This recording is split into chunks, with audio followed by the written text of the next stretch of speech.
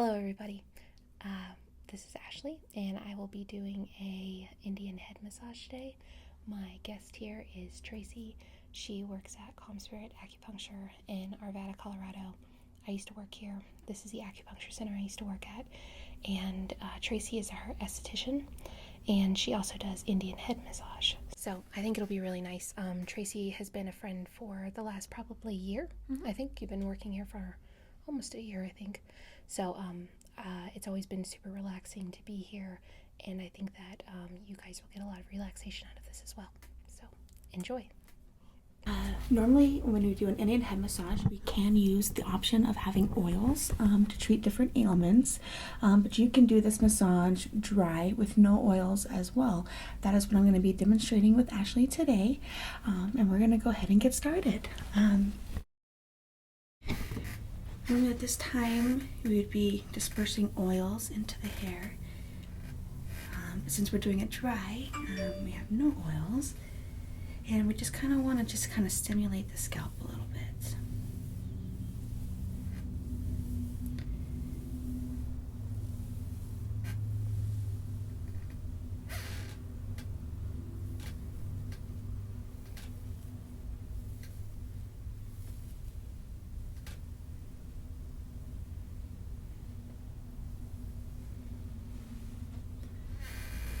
And we're going to come in. We always want to do a little stimulation. That's just going to get that oxygen flowing up into the head. It's great for memory fatigue. It can really help that oxygen stir in there. So if you're feeling a little dry in the memory board, then you can do this, and it can actually reinvigorate you quite a bit.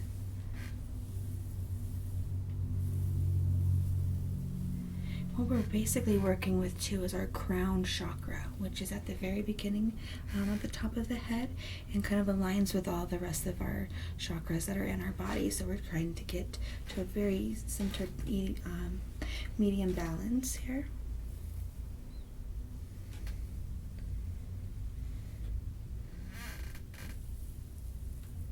How's that pressure? Really good. Now, if people have headaches, you can use this. There's a little bit more pressure to also help with people who have headaches or ones that are oncoming. So it's a really nice procedure for that as well. What kind of oils do you usually use whenever you do it? You know, I do apricot oil. It's very similar to sesame oil, and that just treats a lot of ailments, so it can help with a lot of pain that you have. Also, avocado oil is really great if you're gonna apply it with the hair. That really enriches your hair follicles and really moisturizes the hair. So that's another benefit of oils when you kind of do it in the head, is that it really nourishes the hair. And they also say with some people too, when you kind of stimulate the scalp like this, you can also encourage hair growth. So it's also kind of good for people who maybe have male pattern baldness or women who are starting to lose some of their hair. This is a nice option too, to maybe try to regenerate some of those cells there and get that hair growing. What I'm doing right now is just really applying a lot of pressure to the scalp, really trying to get all of that oxygen moving around.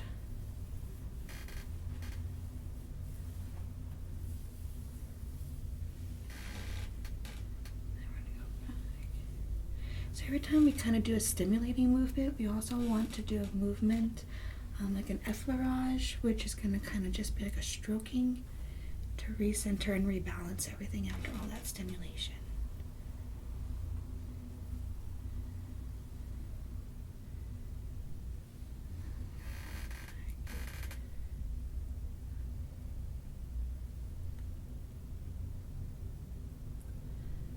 This is just to kind of get them in a nice center balance, kind of relaxed. And move down to the face.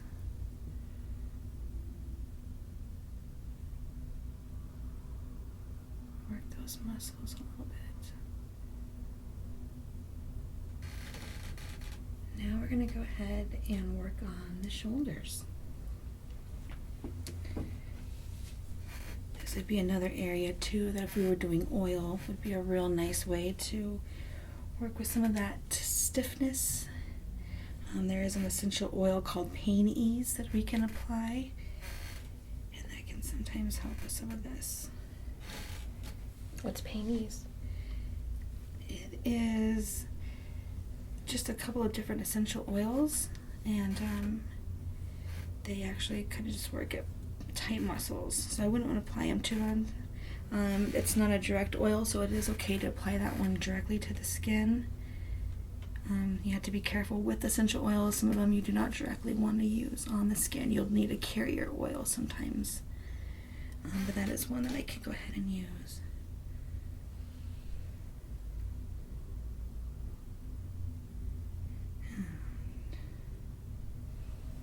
Slowly just working these neck muscles, kind of make it all relax.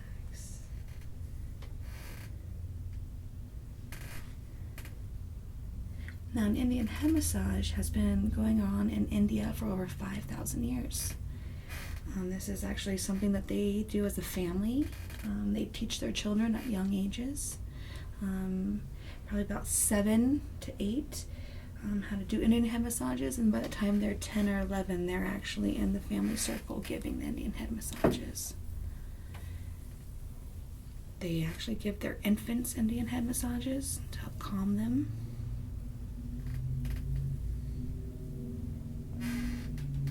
Did you take a course for this? I did. I took a course online through the United Kingdom, just because here in the United States this is something that is starting to make its way here, even though it's been over in Europe for about 30 years. I took an online course that kind of explained the history of it and the use of oils and just what you can really do to help your customers and their clients with their ailments. Typically, like, you would have me wearing just a towel right now, I right? would, just because it would be a little bit easier to get to the back area that way. And also if they have oils, then the oils don't get on top of their clothes and kind of mess that up. Gotcha. And plus oils too provide a really good slip for when you do massage, just so you're able to really get in there and touch those muscles.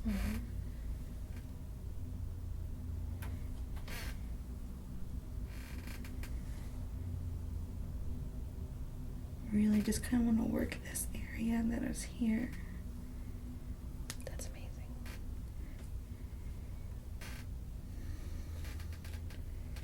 And a lot of people say, can you do this without being a massage therapist? And yes, you can. You can get a degree. It's just called like holistic health. And it's not like I'm manipulating any of your muscles. We're really just kind of gliding over them and trying to make them relax as much as we can. And then we'll go into the back.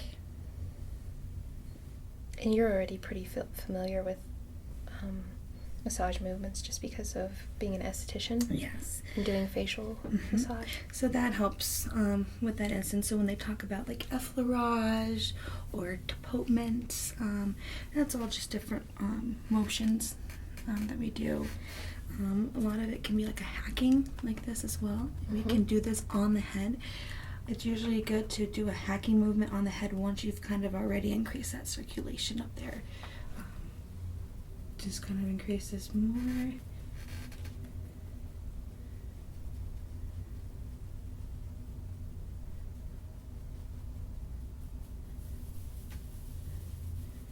I really want to increase that stimulation.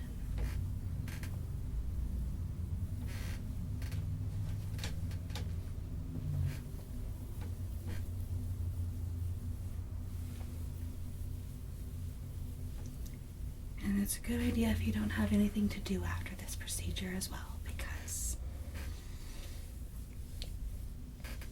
your hair looks so hot, nice. it looks awesome. But it looks like obviously, hopefully too, when you're done, that you're obviously very relaxed.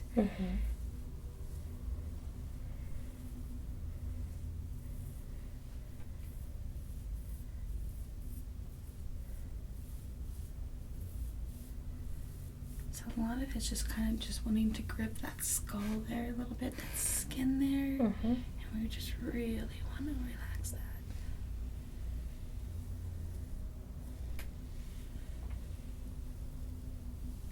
Now my men clients really like their head massages really hard. And a lot of pressure and a lot of tenseness in that. Mm-hmm.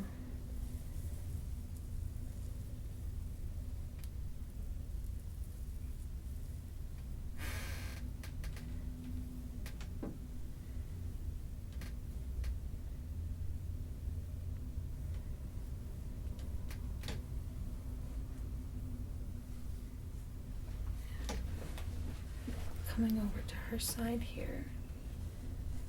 And I'm just really working that neck bone right now. If you could see, if I move here, I'm trying to help you guys see that a little bit more. I'm taking my hand in like a scoop motion and going up the muscle. So it's kind of what we're doing here. I'm sure I need to take off your necklace. Good idea to remove all jewelry when we are doing this. That's me being unprofessional. I already knew that, and I should have taken it off.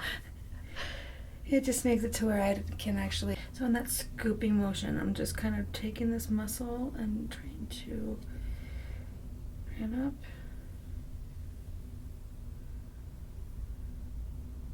And down. Whenever we do tiny types of massage too, we're moving all those toxins around in our bodies, so hopefully they can just get flushed out. Is another really good benefit of this as well.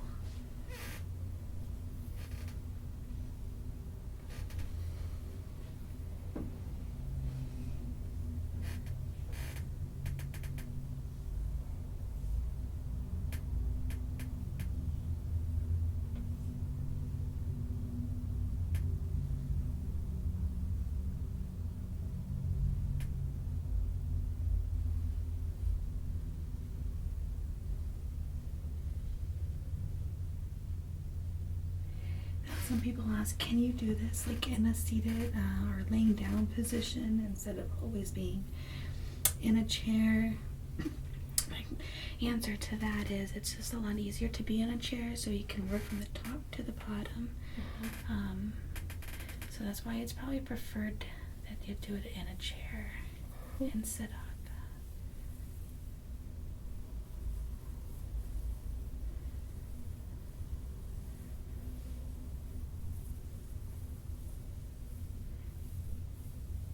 I also like to do this on my son, who's 11.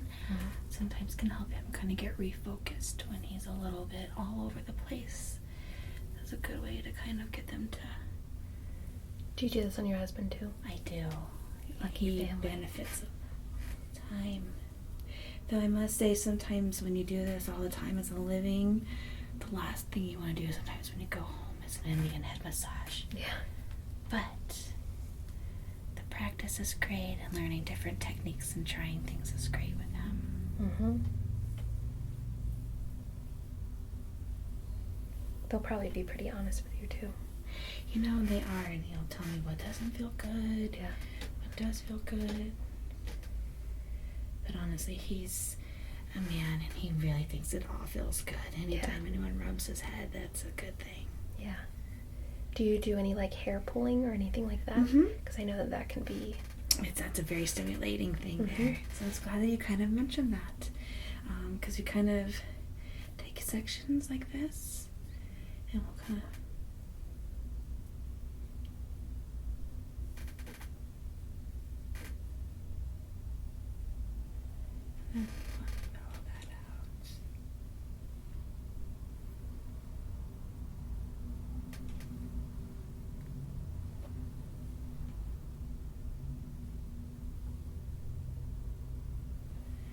So whoever said pulling your hair was a bad thing, that's not so bad after all.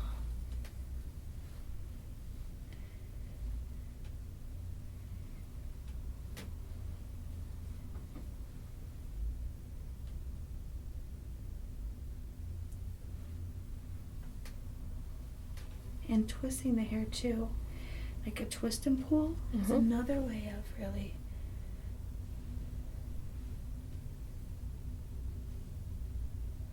stimulating any of that.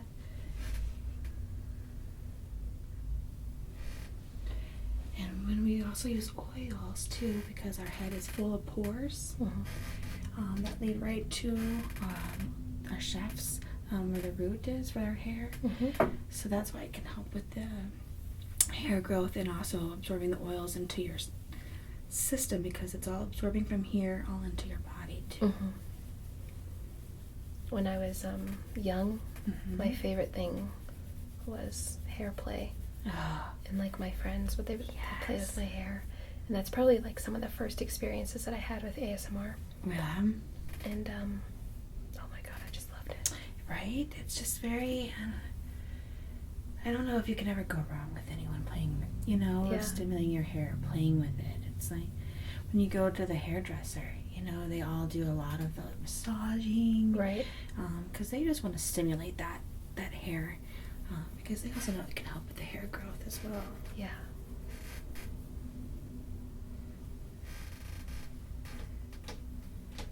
You can wrap up if you want. Now we just kind of like to end it with just a little effleurage. I didn't know if you wanted me to go the full 30 minutes. Now this typical treatment can last 30 minutes. But we are going to go ahead and just wrap that up in here. And I'd like to thank Ashley for being my Indian head massage model today. Thank you for having me. Thank you.